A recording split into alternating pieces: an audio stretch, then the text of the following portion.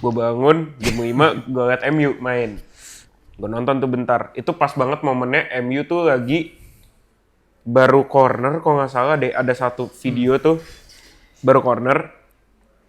Mbeumo tuh beneran di box, ngambil bola, clearance ke Ahmad di kanan.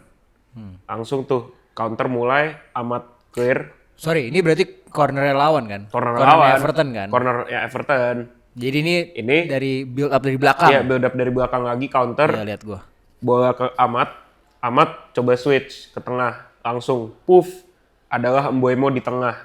Touch, muternya enak, ball carry-nya enak, sampai depan gawang tes tapi nggak gol. Cuman akhirnya gue bisa ngeliat tim gue nggak hilang bola. Iya. Abis 2 operan 3 operan. Iya. Itu bisa akhirnya tuh ada yang bisa megang bola, ada yang bisa dribble lewatin lawan. Kan kalau musim lalu kan orang-orang kayak mana tuh mic gue Garnacho. Harus banget Aduh, dicari tuh mic-nya. 1v1-nya banyak. Fail-nya banyak.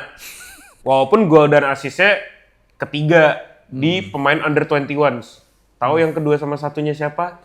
Lamine Yamal sama Desiree Doué. Doi ketiga loh. Lo bayangin aja musim kayak begitu aja Doi masih ketiga. Jadi tolong Chelsea, yuk kalau mau swap sama Tyrese George atau mau swap sama siapa kayak Levi Colwill atau siapa ya monggo kasih. Biar cepet-cepet keluar lah. Iya, biar cepet-cepet keluar lah. Cepet-cepet keluar. Cuman toksiknya itu loh. Toksiknya tuh ya ampun. Ya bahkan rumornya aja sekarang ngelihat gimana dia nge-drag media kan. Betul. Ngegoreng lah dari si Fabrizio kan. Kalau ibaratnya Chelsea tuh pengen dia padahal bid aja belum ada Bid nih. aja belum ada, itu Gitu. dia. Berarti he's making a Huijsen move. Ya kurang lebih. Cuman kalau Huijsen kan orangnya tuh lebih kalem, kelihatannya nggak yang terlalu flamboyan ala Lamine Yamal dan kawan-kawan. Kalau ini kan kebetulan banget nih mukanya udah tengil, rambutnya juga sering diganti, gayanya tengil, mainnya kan lebih sering bapuk daripada bagus. Jadi ya after last season what you did and what United did, to be fair, menurut gue dia nggak deserve untuk request apapun gitu loh. Harusnya lu diem, lu dengerin Amorim, lu main kayak yang lain, kayak Mason Mount, kayak siapa, kayak ya lu kerja keras gitu, bukannya malah didepak sendiri, lu malah begaya gitu loh. Gue ingat banget tuh yang sebelum final dia potong rambut yang kayak Lamine Yamal tuh jadi putih lah apalah, udah kayak aduh bang belum mulai finalnya lu udah bertingkah lagi.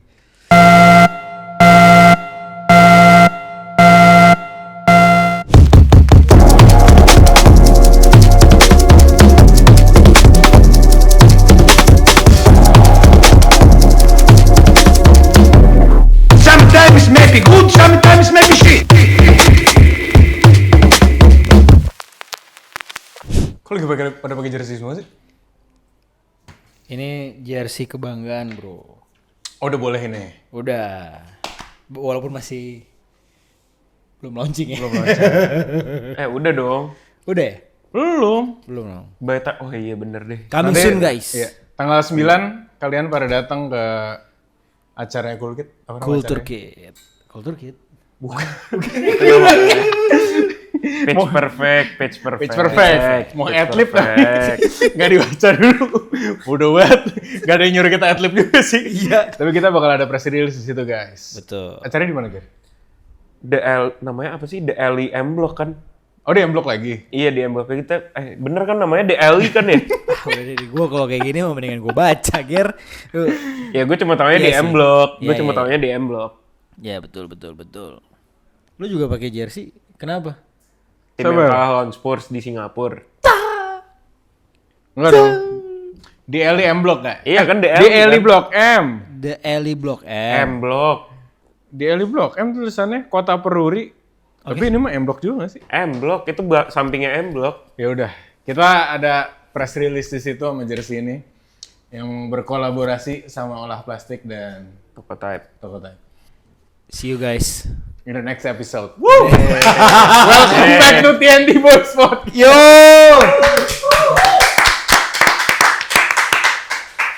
Gue pakai jersey karena abis kalah di Hong Kong. bagus. Hong Kong ya? Oh iya, Singapura waktu itu Arsenal juga Singapura kan? Iya, kan kita nggak angkat piala. Angkat piala Singapura. Emang kalian doang bisa angkat piala di US? Gue juga bisa, bro. Ya, tapi bisa ngangkat piala, mainnya bagus, Ger. Itu. Improve banget. Itu tuh yang positifnya buat sebenarnya. Terlepas dari ngangkat piala tuh ya. Digoreng-goreng tuh sama akunnya Premier League sampai mane-mane tuh Emang iya? banget. Iya. Digoreng apa? Digoreng beneran banyak ya, walaupun postingannya. Walaupun itu mungkin memang Kan itu emang summer Premier League series kan. Itu summer series. Tapi kan adil, semuanya berarti udah menang kan sekarang?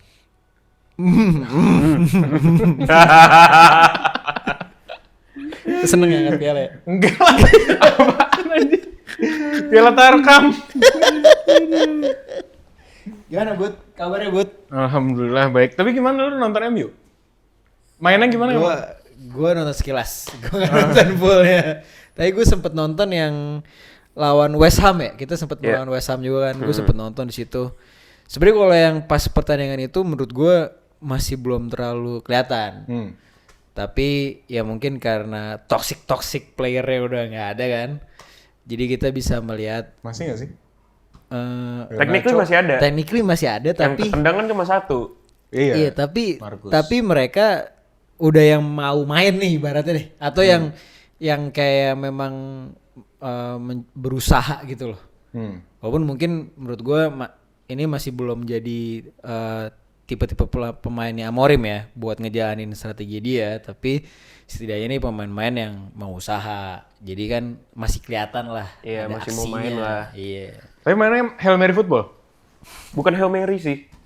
Mungkin karena akhirnya ada kedatangan dua pemain yang bisa megang bola di depan. Jadi wah, kemarin sih paling top gue pas nonton sekilas kan Everton. Ya. Itu tuh jam 4 pagi. Iya, pagi. Kayak maksud gue kebangun jam 5-an. Kebetulan gue gak tau kenapa. Subuh ya. Itu kalau tiba-tiba bangun jam segitu tuh diingetin sama lo buat salat subuh. Alhamdulillah. Aduh. Insyaallah ya, Ger. Bang Fu pasti seneng. Gue bangun jam 5, gue liat MU main. Gue nonton tuh bentar. Itu pas banget momennya MU tuh lagi baru corner, kalau nggak salah deh, ada satu video tuh baru corner, Mbeumo tuh beneran di box, ngambil bola, clearance ke Ahmad di kanan, langsung tuh counter mulai, Ahmad clear. Sorry, ini berarti corner lawan kan? Corner lawan. Everton kan? Corner ya Everton. Jadi ini dari build up dari belakang. Iya, build up dari belakang lagi counter. Iya, lihat gua. Bola ke Ahmad coba switch ke tengah, langsung puff, adalah Mbeumo di tengah. Touch, muternya enak, ball carry-nya enak, sampai depan gawang, tes, tapi nggak gol. Cuman akhirnya gue bisa ngeliat tim gue nggak hilang bola, abis 2 operan, 3 operan. Itu bisa, akhirnya tuh ada yang bisa megang bola, ada yang bisa dribble lewatin lawan. Kan kalau musim lalu kan orang-orang kayak mana tuh mic gue, Garnacho. Harus banget dicari tuh mic-nya. 1v1-nya banyak, fail-nya banyak.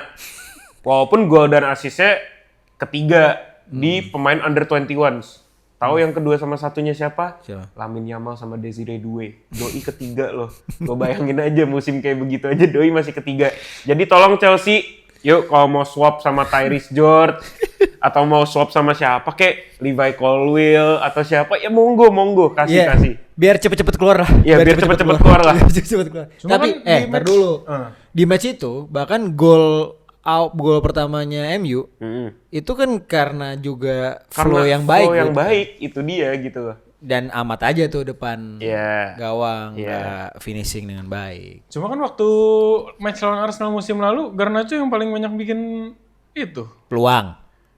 Ancaman.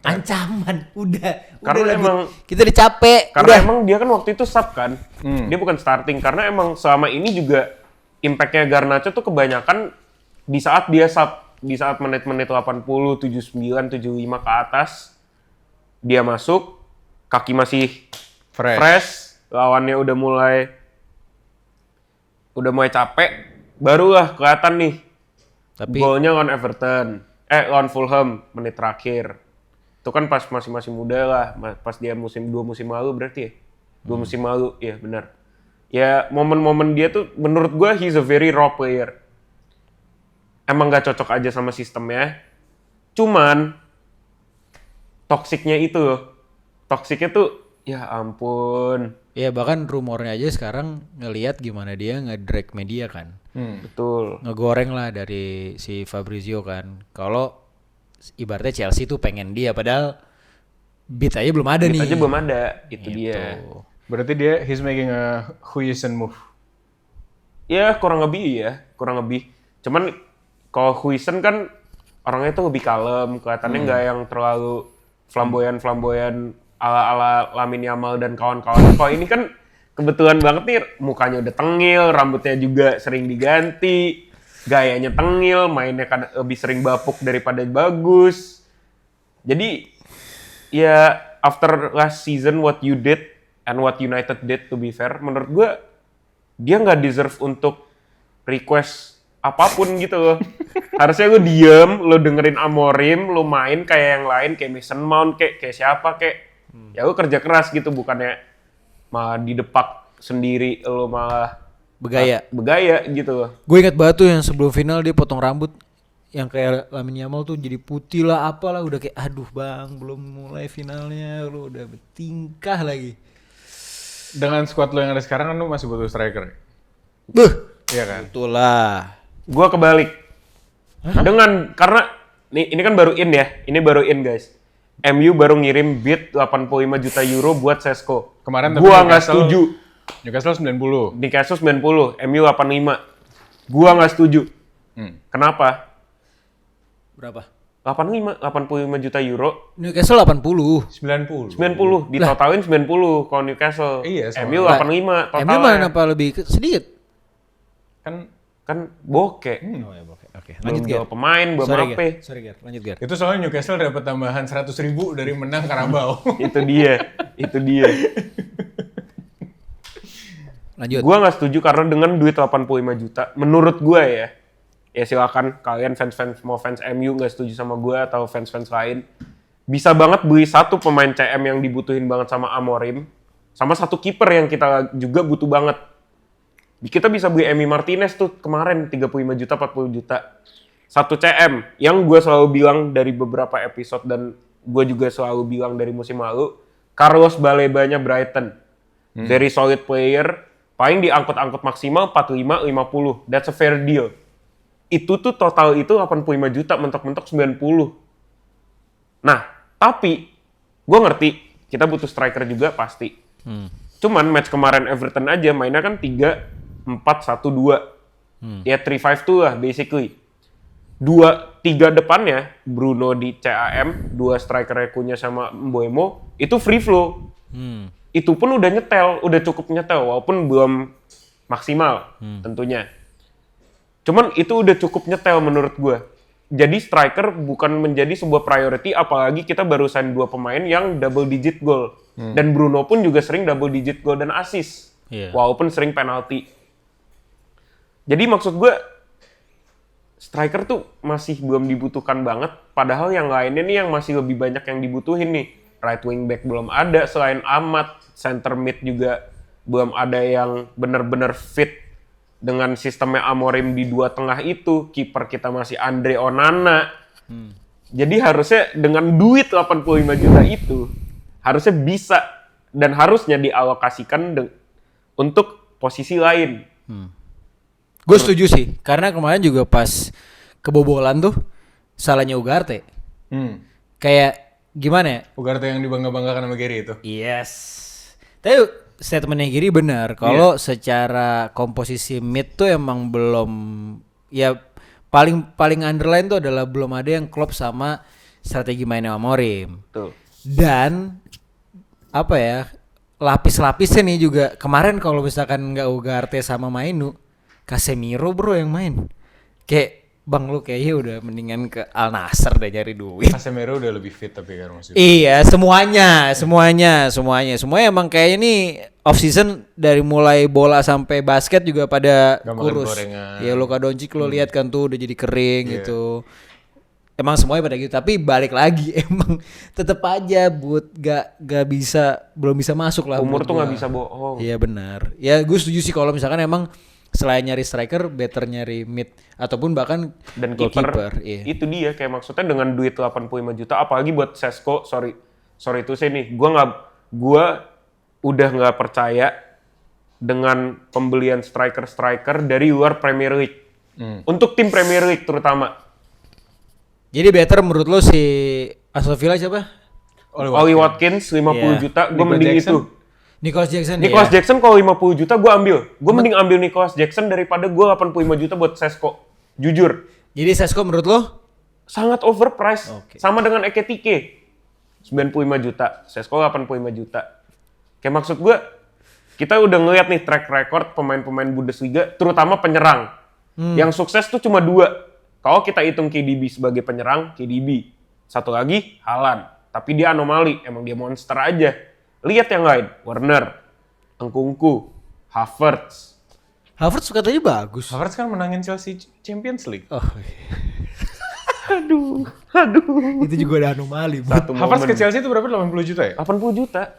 Tapi itu ya fair to say, menurut gue itu fair di saat karena mereka bagus di Bundesliga. The stats, everything, how they played, agak wajar. Cuman menurut gue Sesko nggak wajar untuk 85 juta. Oke. Cuma ngomongin Sesko kan waktu itu kan di bulan lalu kan Arsenal dinilainya antara Gyökeres Iya. atau Benjamin Sesko kan.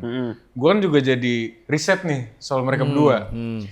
Dan kalau lu nyari highlight transfer apa namanya tuh?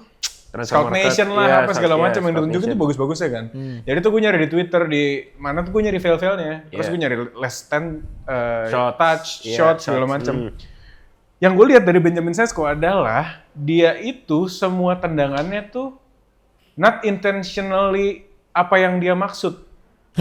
Iya, gue paham. Karena kan gue juga main FIFA, gue juga sering kadang-kadang kalau gue gabut gue nonton Bundesliga dan lain-lain.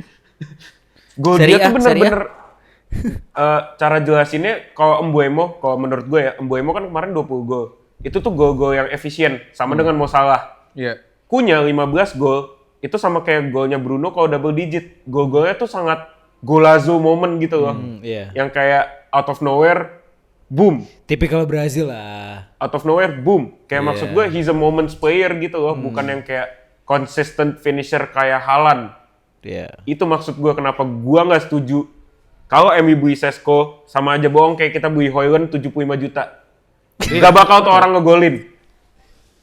Dan itu yang golnya dia lawan Bayern Munich tuh bagus banget dari luar kotak, tapi ya dia tuh chance-nya aja banyak banget yang di waste sama dia.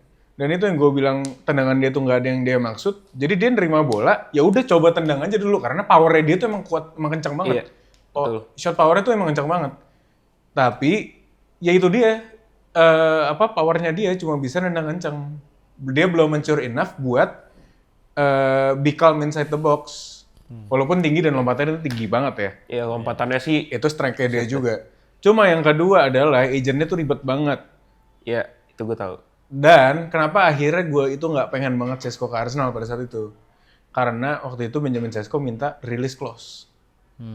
Yang artinya berarti dia cuma pengen menjadiin klub itu batu loncatan. Dia nggak bener-bener pengen ada di situ. Dan pemain semuda itu emang ceilingnya tinggi banget. Tapi apakah dengan harga 85 juta, 90 juta, dia nggak akan menjadi pemain flop seperti pemain-pemain muda yang price-nya tinggi banget lainnya? Betul. Itu it's too much a gamble sih menurut gue buat ngebeli Benjamin Sesko dengan harga segitu ya. Kalau 60 juta ya masih oke lah. Ya. Cuma 80 90 Gue setuju Over banget. sih. Gue setuju banget. Itu over. Kayak apalagi, ya baik lagi menurut gue ya, dengan adanya misalnya yang udah prime proven kayak Oli Watkins.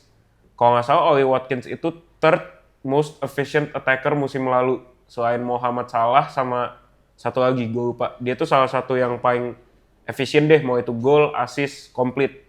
Dengan 50 juta ya kenapa tidak dia? Gue ngerti, dia 30 tahun. He's entering the last prime of his life lah.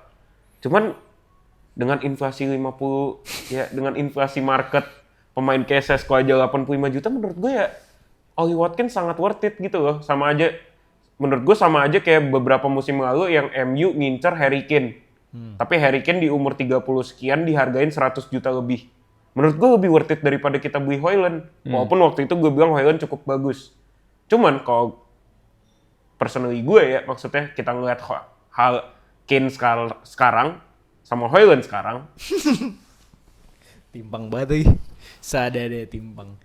Jadi kita lihat ya nanti hasilnya Sesko apakah dibeli ini dengan harga yang mahal itu atau MU dapat striker yang lain. Jadi kalau penasaran kita lihat aja sampai habis podcast ini.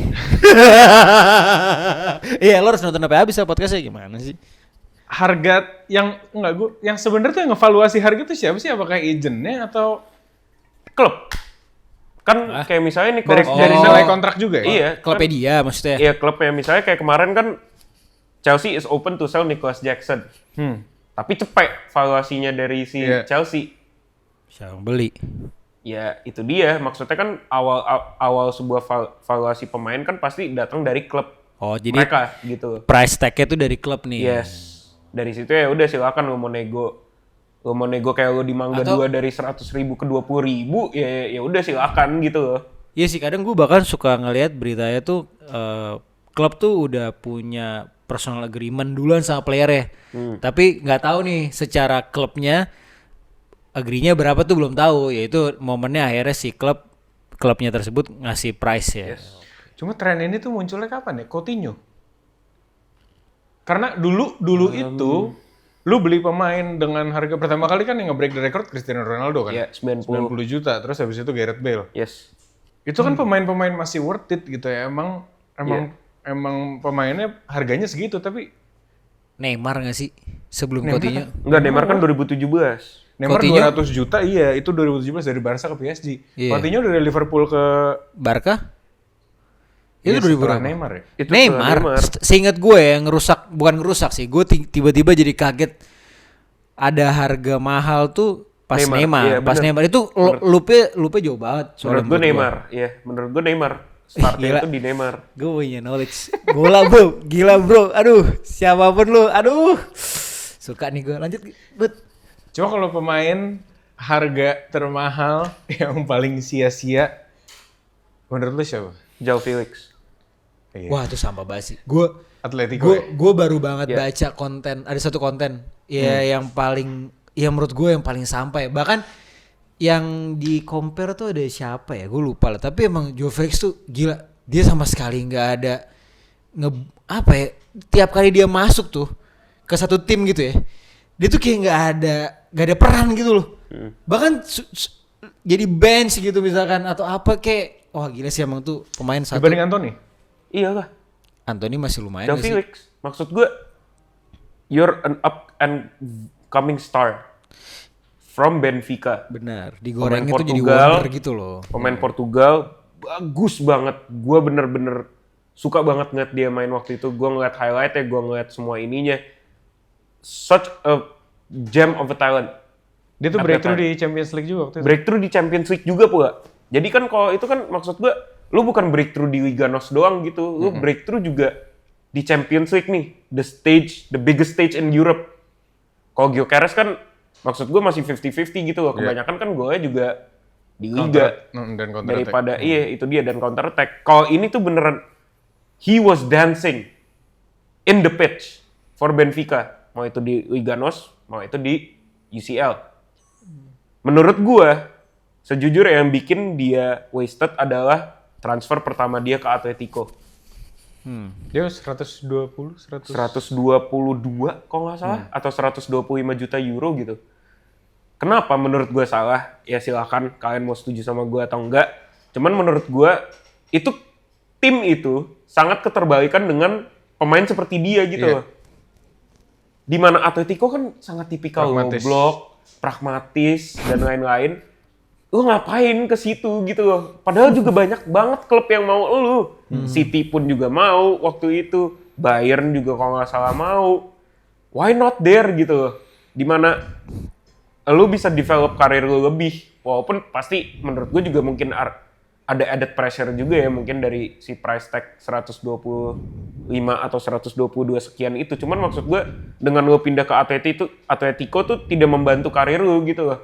Karena the football being played there is not to your like preferred style. Kalau lo Bud, siapa pemain yang lo inget? Gue sih bukan lebih ke dia sebenarnya nggak wasted banget karena stat dia kalau harganya itu nggak segitu valuasinya dia masih bagus. Siapa pemain? Nicolas Pepe. Oh, 75 juta. Pas masuk tim 72 juta.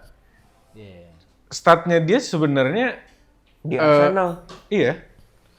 kayak Kok gue ingetnya dia bapuk di Arsenal.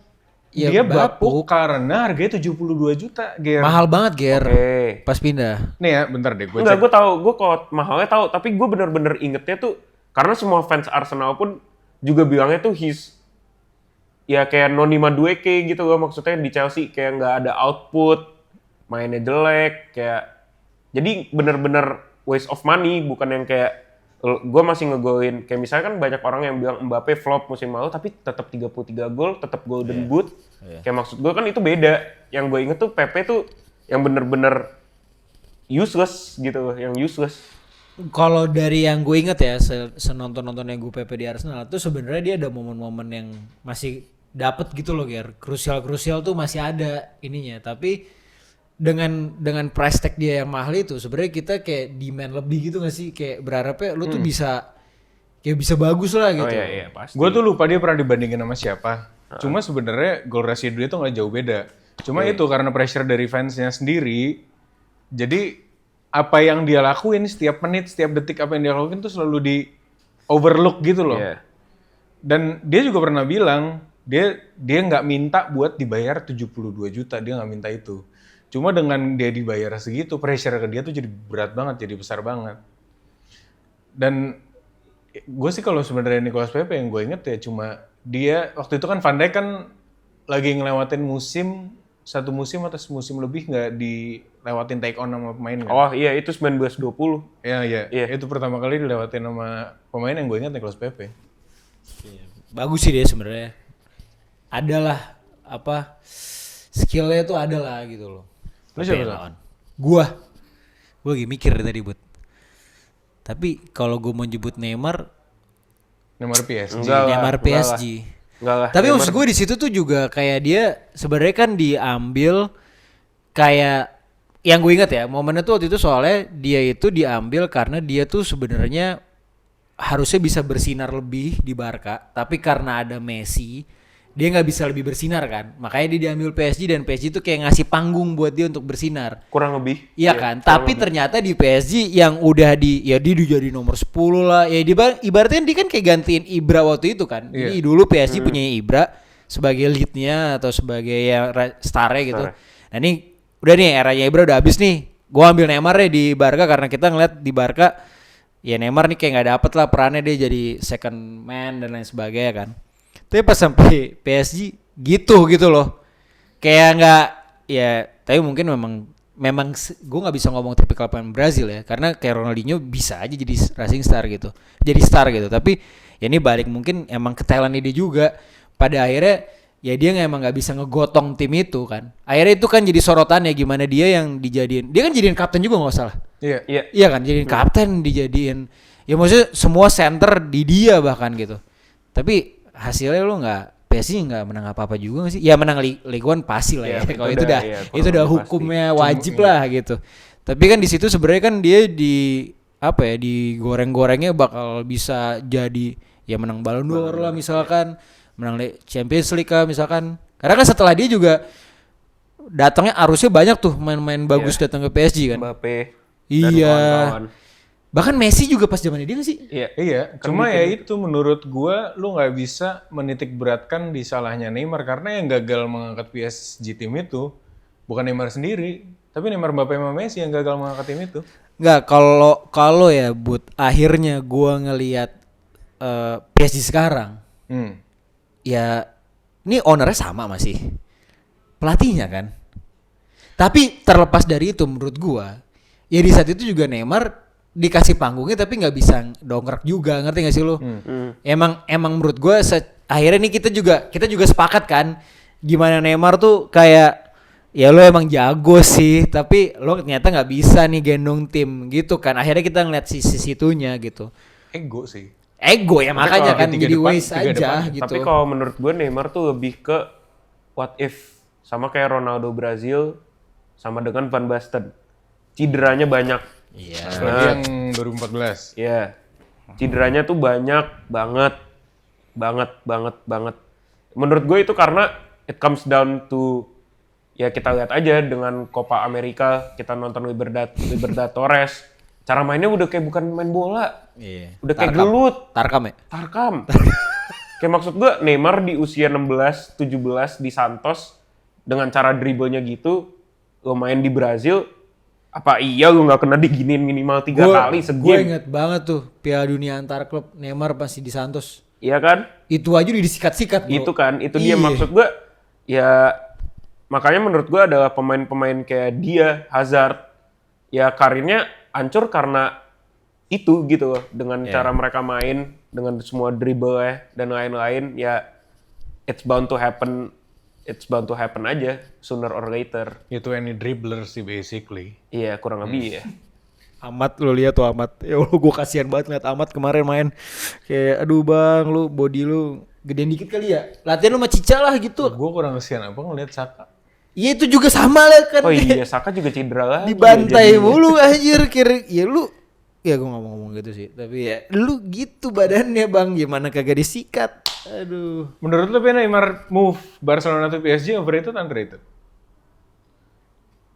Menurut gue, ya just there aja. Not overrated, not underrated. Karena yang kayak lo bilang bang, intensi dia adalah dia mau jadi the star man. Dia udah capek di shadow-nya Messi di Barca. Dia mau punya tim dia sendiri. Dia mau ngelit timnya sendiri. Gua ngomong over karena oke, beside dia sama Barca di saat itu udah juara ya. Dia juara Liga Champions, dia juara Liga Liga Spanyol, Liga juara dan Spanyol. sebagainya. Tapi dia itu porsinya nggak kayak Ronaldo pas dicomot dari MU ke Madrid. Oke. Kalau Ronaldo dicomot karena ya kan idola gue Ronaldo ya. Jadi pas Ronaldo pindah ke Madrid tuh gue ngerasa nggak itu nggak over. Bahkan menurut gue anjir lu murah juga ya gitu segitu doang gitu. Karena maksud gue Ronaldo tuh diambil pas dia lagi meletek-meletek itu menurut gue. Betul. Iya kan? itu betul. Dan dia udah ngebuktiin juga udah juara Liga Champions, dia udah juara Premier League dan Premier League, top score semua liga kan. Itu right after menang lawan Chelsea kan ya? Dia Enggak, Iya, satu enggak musim dong. setelah dong. Dia setelah AIG-nya Iya, satu musim setelah. Iya. Kan itu 07-08. Dia pindah tuh 09-010. yang ada list putihnya gitu Iya, kan di sini ya. betul. Prime dia sebelum itu tuh. Yes. Yang ada list gold Ya itu 07-08. 078. Nah, Yang bener-bener dia menang semua individual award possible itu di kan satu musim. lu jadi ngelihatnya dia dibanderol di saat itu jadi Iya, pemain betul. termahal. Itu tuh kayak ya lu Ronaldo cuy, lu lihat MU, lihat Ronaldo pasti lu sekarang juga lu lihat konten yang kayak ketika lu lihat jersey MU 0708 ingatnya pasti Ronaldo gitu. Tapi kan ketika lu bandingin ke Neymar, lu ngeliat jersey-nya itu lu nggak inget Neymar, lu pasti ingetnya Messi kan. Bisa-bisa aja dibeli seharga itu terlepas dari valuasi dan lain sebagainya ya. Nyet mahal banget lu nggak segitu kali bang. Kalau menurut gue juga overrated karena lebih ke balik lagi ke targetnya PSG. Oke. Kayak lu beli Neymar nggak mungkin lu buat menang Liga doang. Ya. Lu menang Liga lu kan. ngelakuin sama Ibrahimovic, lu ngelakuin sama Edinson Cavani. Itu aja udah Cuma lu menang-menang sebelumnya. lu beli Neymar ya buat menang Champions League, tapi itu nggak terjadi. Makanya kalau ngomongin target berarti kan itu nggak tercapai kan. Tapi seru kalau misalnya ngomongin pemain overrated underrated dengan valuasinya. Oke, gue udah paham Gua nggak maksudnya. paham nih kalau kayak gini. Emang dia sengaja. Dia tuh akhirnya nih Oke. ketika gue bisa ngecun ya, dicabut cunnya. Oke, gue paham. Enggak, tapi maksudnya overrated underrated, lu boleh aja pemainnya harganya mahal tapi underrated karena performance dia setelah dibeli itu melebihi Ya itu valuasi kayak harga Ronaldo, waktu dibeli. Gareth Bale. Nah, iya. Oke. Gareth Bale kayak oke aja sih. Jadi underratednya lebih ke apakah setelah dibeli performanya dia melebihi harganya atau enggak? Siapa ya? Jadi ini ditanya salah satu kan? Lo mau nanya salah satu nih? Gary dulu deh. Jangan gue mikir dulu, but anjir. Ger. Adalah Robin van Persie. Itu fine juga lagi. Robin van Persie. Buat one season gitu doang gitu loh kayaknya. Ya di saat itu kan emang kita lack of striker kan. Iya. Jadi emang beli yang matang buat akhirnya jadi Dia berapa sih waktu itu? 30? Itu gue lupa. 40? Tapi yang murah karena yang Murah. jelas Arsenal itu rekor transfer fee-nya adalah Alex Oxlade-Chamberlain ke Oke, Liverpool. ke Liverpool. Dan itu Iya. 35 juta sih. Nah, berarti tuh. RVP Bener kan? lebih murah. Lebih murah. Berarti 20. Berarti 20 30 juta kan? Lu bayangin aja 20 30 juta. Dengan striker Tapi dia yang tua loh seperti Ger itu. pas dibeli. Ya kan Udah iya, 30 kan sih? 32. Iya udah tua Gua maksud inget. gua. Ya tapi maksud gue dengan impact-nya langsung boom. Juara. Next musimnya juga masih contribute, masih perform. Musim berikutnya lagi. Musim Bang. berikutnya lagi baru Iya, oke. dropping kan. Maksud gue dengan intensinya adalah gue butuh short term fix. Gue butuh striker yang udah mateng banget, goal scorer proven. Datanglah RVP buat 25 juta sampai 30 juta. Apa nggak underrated? Ya tentunya gitu loh. Top scorer, buah-buahnya. Gua udah tahu sih underrated. Cristiano Ronaldo lah dibeli dari Sporting. Itu underrated banget. Kayak masih kecil lagi. Iya, make sense. Sebenernya Lu aja gak ada rising. Lu dari tim HP ada bocah keriting rambutnya ada Mia itu zaman dulu. Dikasih nomor 7 langsung lagi. Jadi boom.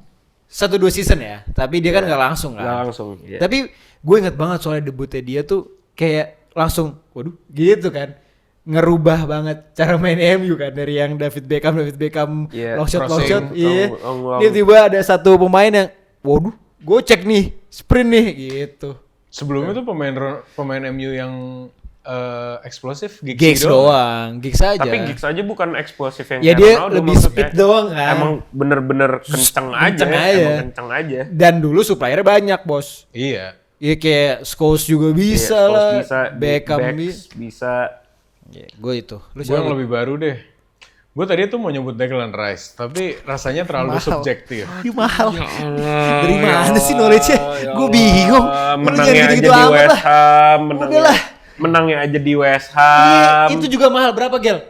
100 kan? 100 lebih. Tapi Iya, menurut gua anjir. kalau dia pindah ke tim lain, semisal Chelsea, Nah, udah.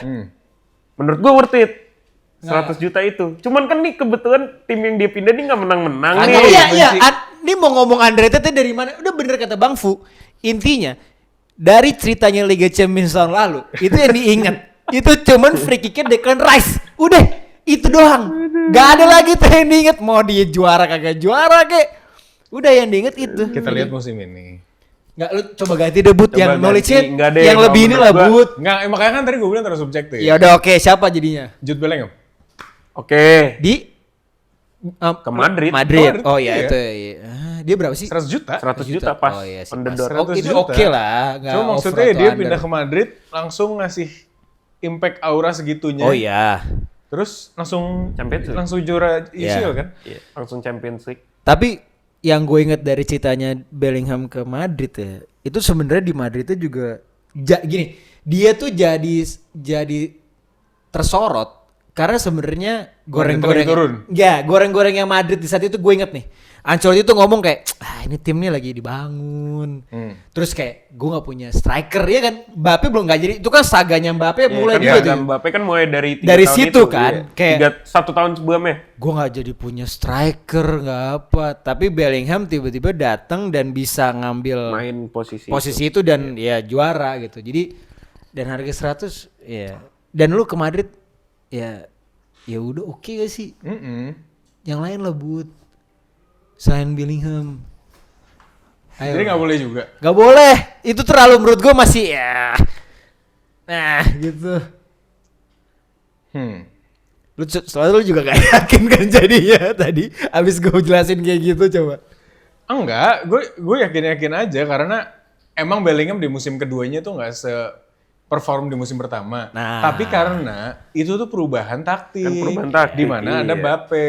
Iya. Jadi posisinya dia nggak bisa di belakang striker persis. Iya. Semua bolanya tuh diarahin lebih ke Mbappe. Biar 3. Lo kan tadi Declan udah rada kurang tuh. Bukan rada kurang, udah enggak lah. Lu Ronaldo nggak? Lah, tapi itu coba dibeli berapa juta, Ger? Bukannya apa? Jawaban lu basic banget. Nah, itu kan emang nulisnya gue. Tapi itu relate kan kalau ngomong Betul, gitu. Coba ya udah Bellingham tuh oke. Satu lagi lah biar 3 nih biar audiens tahu knowledge tuh sebanyak itu. Bacot banget. Alexis Sanchez enggak. Gue Sap tapi gak juara juga, Ger. Mesut Ozil enggak. Lu Ger, dia tuh sedih, Ger, kalau mau kayak gitu tuh gak ada. Kayak gue Ronaldo masih ada loh hasilnya. tapi Mesut menurut gue perfectly rated karena dia nggak bawa Arsenal trofi pertama kali sejak 7 tahun. Oh ya oke, fair enough. Oke. Ya makanya yang lain lah, Bud. Coba, Bud. Ditungguin nih. Lu ada nggak Gua lagi? tungguin. Lu ada nggak lagi? Gak ada, Selain Ronaldo. knowledge gue di situ. Knowledge gue cuma di situ. Gue sebenarnya ada satu sih, tapi itu juga menurut gue nggak ada ngelahirin. Sebenarnya gue ada satu. Nggak ngelahirin piala juga. Tapi gue ngerasa gue nggak tahu dia tuh di loan apa dibeli. Siapa? Edison Cavani ke MU. Beli. Dibeli ya? Beli kok. Murah kan? Iya. Dibanding Falcao ke MU kan flop tuh. Ah, Tapi Cavani ke MU tuh menurut gue lebih impactful di saat itu karena lagi drop banget kan. iya. Dan butuh striker juga. Dan butuh striker dan dia tuh pas masuk tuh menurut gue Gua ada satu, gua ada kepikiran satu. Siapa? Didier Drogba. Ke Chelsea. Ke Chelsea lah ke dari Chelsea. Marseille. Oh, iya, dari Marseille. Ya, itu bisa. Ya itu sebenarnya ceritanya sama kayak Ronaldo kayak. Maksud gue, ya emang Ya gue bawa Piala Champions berapa kali ke Chelsea. Iya sih. Tapi One kan of dia the- sebelumnya di Marseille nggak bukan sekali gimana doang. sih. Sekali Premier League berapa kali. Iya. Ya, One tapi of the yang clutchest player ever in every final. Kalau lu suruh gua di final ya, milih dia atau Rooney, gue pilih dia. Tapi emang iya dia Kalau di final, pasti perform. kalau di final, kalau overall gue tetap Rooney. Tapi kalau spesifik, gue butuh striker di final, gue pilih Drogba. Didier Drogba apa Samuel Eto'o? Drogba. Tapi Serius, Eto'o tuh zaman Ronaldinho sama Messi coy yang bertiga tuh, tapi itu iya sih. belakangnya Deco, Mas Safi, Mungkin gue bias ya. Cuma karena gue juga bias karena bias karena Drogba gua suka selalu banget. nyusahin Arsenal. Iya, gue suka banget sama Drogba. Beneran, wah gila sih itu orang. Drogba tuh tapi yang seinget gue ya, yang paling gila tuh dia kalau udah balik badan langsung tendang tuh, udah ampun gue. Pasti masuk lagi zaman dulu tuh. Gol satu-satunya Drogba yang menurut gue sampai sekarang, dan semua, mungkin ya, semua fans Chelsea, temen gue terutama kan banyak kayak, seangkatan gue tuh fans Chelsea.